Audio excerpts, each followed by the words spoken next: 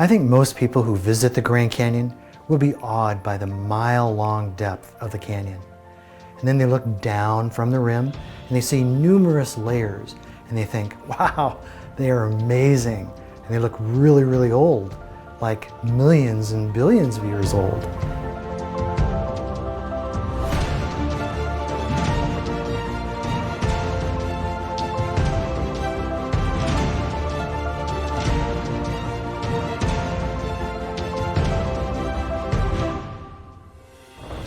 How can we know how old the rocks and layers really are?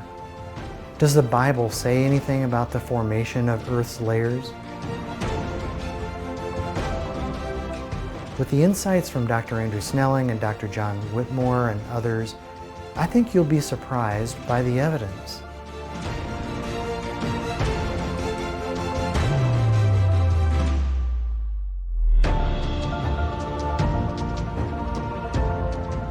I think you might even be shocked that the evidence in the layers is so clear that it does not fit the ancient Earth models, while it fits perfectly the biblical global flood model.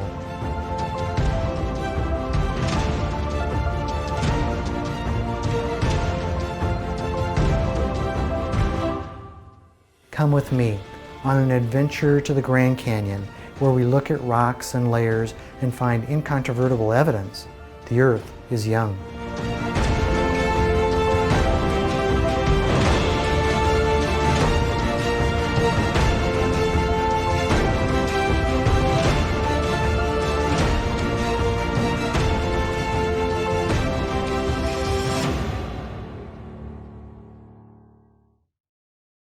Hi, I'm Jim Bendewald, the Director of Evidence Press.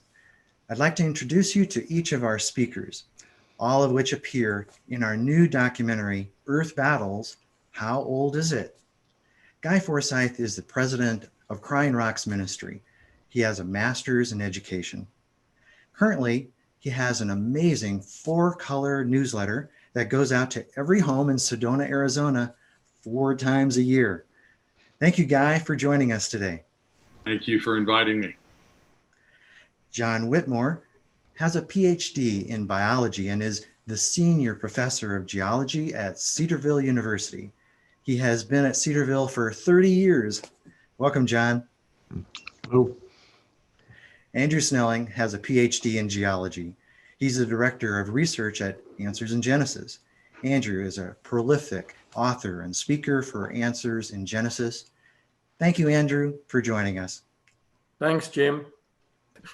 The purpose of this video is to draw your attention to our new documentary, Earth Battles, How Old Is It? We'll be discussing a few of the topics in the documentary. But first, let me say, Earth Battles is the 5th documentary Evidence Press has made. You can learn more about our documentaries, see the trailers, and purchase them at evidencepress.com. Dr. Snelling, I would like to start with you. In the early part of the Earth Battles documentary, we talked about the flood model. Why is the biblical flood model so different from the long ages view for Earth's formation?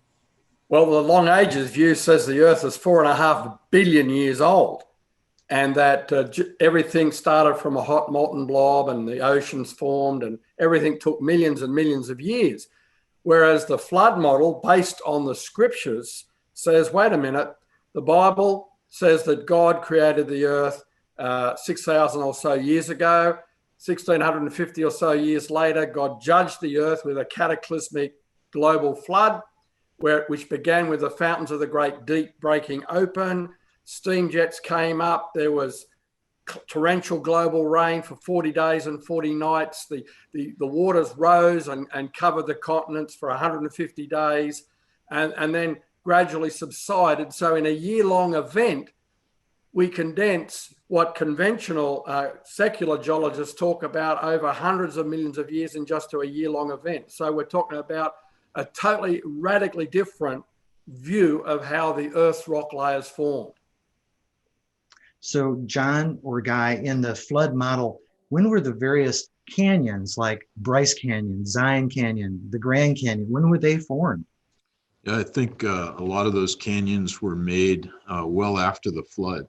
So there's certainly a lot of erosion when the continents were finally lifted out of the waters. But then there are processes well after the flood, large storms, rain events, and so on, that formed a lot of the canyons, including, I think, the most famous canyon, the Grand Canyon.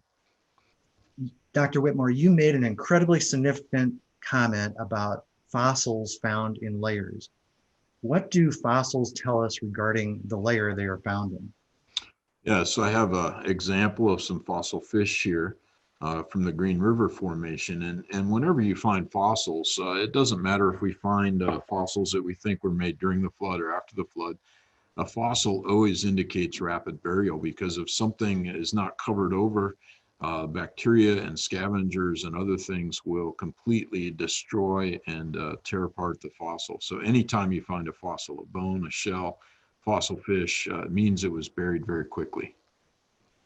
And Dr. Snelling, then why do you consider fossils to be polystrate fossils? Well, first of all, polystrate means many straight strata. And so, yes, we see fossilized tree stumps feet long, buried, taking multiple layers, many layers to bury them.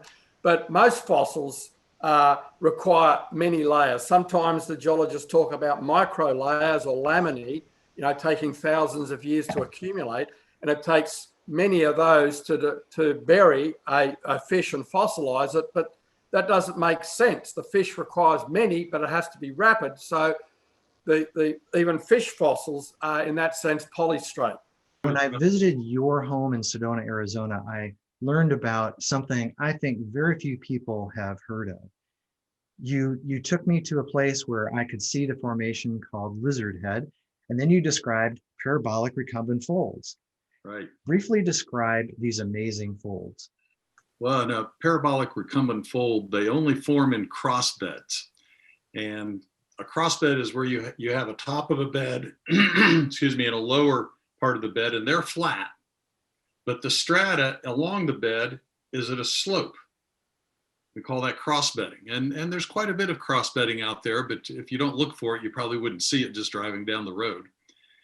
And what happened, we believe, is that one layer of that cross bed got laid down, and then immediately afterward, so you have that layer of cross bed, immediately afterward, another layer of sediment comes across, and it grabs that cross bed and bends it back into a fold that is the shape of a parabola laying on its side.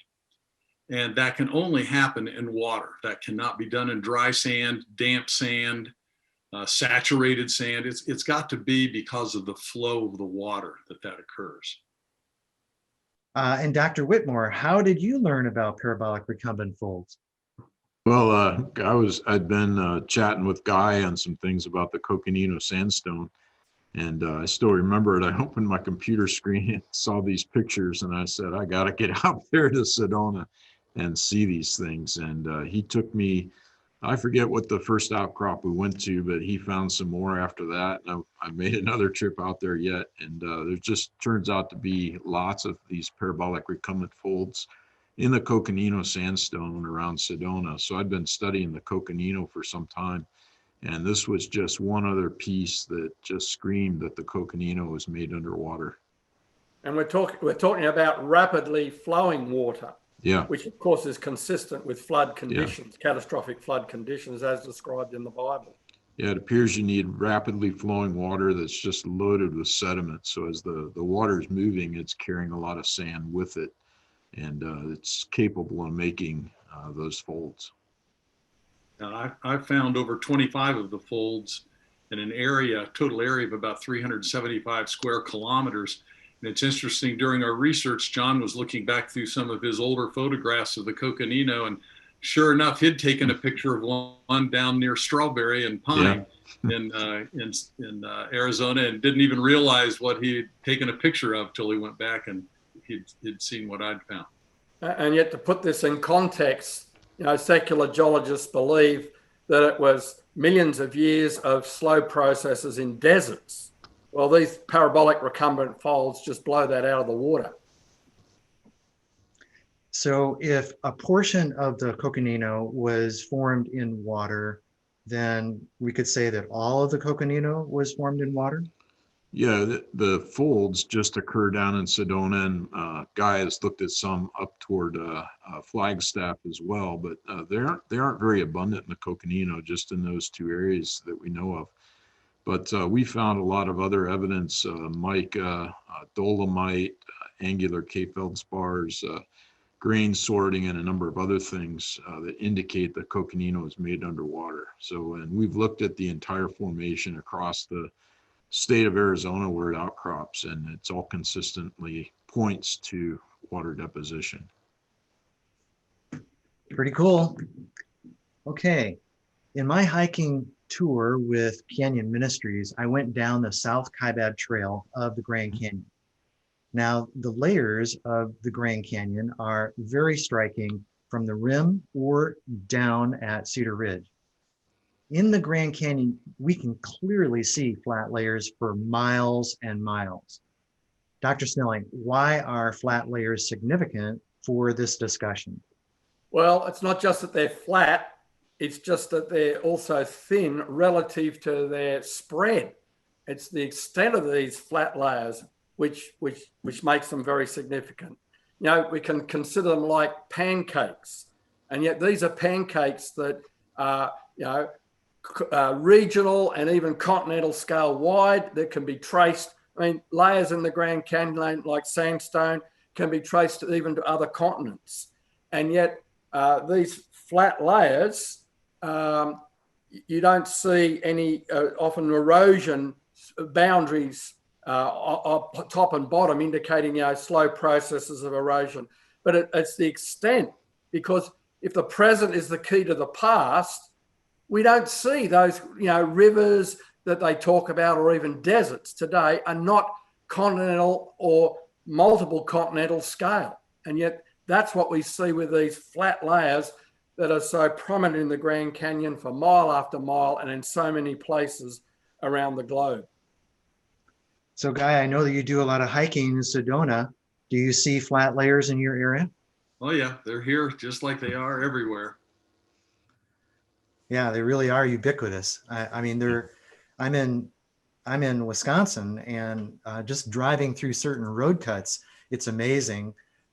You can see just on the sides of the road, wherever there's a big road cut, you can see those flat layers. So the flat layers are here in Ohio as well. Right. They're all over the place. Yeah. And so, go ahead, Guy. Once you learn about the flat layers in geology, driving across West Texas was one time a boring thing, but now Interstate 10 goes through this remarkable ridge time after time after time of this limestone layer that just goes for hundreds of miles as you go across West Texas. It's really spectacular. Really cool. Dr. Whitmore, how do uniformitarian geologists explain the flat layers? Well, there's not really a good way to explain it because even when I mean, Cedarville, we're in a part of Ohio where it's supposed to be flat. But even here, you go out and there's gullies and small ravines and valleys where rivers have carved things. And yet they tell us there's 10 to 12 million years between the Hermit Formation and the Coconino. And yet you look at the contact between those two in Grand Canyon or down at Sedona or in other places, and you don't see any obvious erosion at all. And it's, just unthinkable that could form in any type of continental setting. And so I think those flat layers always indicate marine deposition, probably a deep marine depositional environment. It's just hard to comprehend how it could be any other way. And yet this is on the continents. We're talking about deep marine sedimentation up on the continents, which means that the floodwaters cover the continents just as the Bible described. That's right. Dr. Snelling, are the flat layers a smoking gun for the flood model? Oh, I believe so. They're overwhelming evidence. I mean, and they contain billions of dead things, fossils. And that's exactly what we'd expect to find when we read the biblical account of the flood. Yes, it's staring everyone in the face if they only had biblical eyes to see the evidence. Earth Battles, How Old Is It? Is now available at evidencepress.com for just $10 for the digital download version. The advantage of our documentaries in digital format is that they cost you less and they come to you in 1080p high resolution. They're also available in DVD format for those who want it. We have 5 of our products available as digital downloads. They're $10 each, or get all 5 for $30. Include the coupon code 4HOLES to receive a copy of my book, Evolution Shot Full of Holes, in PDF format. Please consider making a contribution to Evidence Press to help us complete the next documentary, which will be very special, I promise. I would also like you to know about our new evangelistic venture at ifoundpeace.org. Check it out, recommend it to your family and friends and others. It'll be helpful to both Christians and, of course, to those who do not yet know him. Thank you for watching. Thank you for purchasing from our store. And thanks for Dr. Snelling, Dr. Whitmore, and Guy Forsythe for educating us. Goodbye.